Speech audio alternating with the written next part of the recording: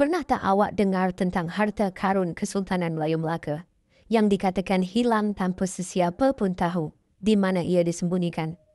Ramai orang cerita tentang keris, mahkota, pedang, tapi yang ini jarang orang berani sentuh. Menurut kisah lama, sebelum Melaka jatuh ke tangan Portugis, ada satu kumpulan pahlawan elit yang dipanggil Hulu Balang Bayam. Mereka diberikan satu tugas terakhir sebelum kota diserang. Tugas itu sangat rahsia, sampai nama mereka pun tidak direkodkan dalam mana-mana manuskrip tugas mereka. Menyelamatkan harta di Raja Melaka.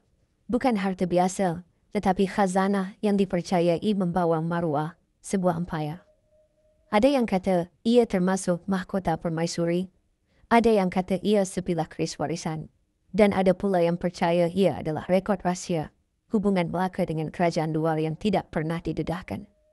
Hulu Balang Bayam ini dikatakan bergerak pada waktu malam, membawa peti-peti kecil yang dilindungi jampi lama.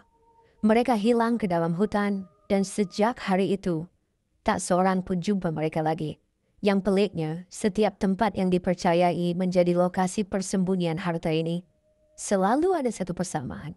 Orang kampung terdengar bunyi hentakan logam dalam tanah pada waktu malam, seolah-olah ada sesuatu yang masih dijaga. Ada juga saksi cerita bahawa mereka nampak Bayam, seorang lelaki berpakaian seperti pahlawan lama, berdiri tanpa suara.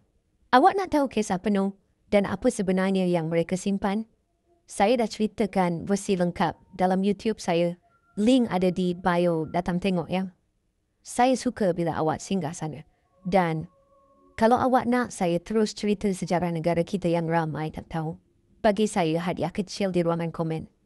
Tak perlu besar pun, cukup untuk buat saya rasa awak betul-betul support saya.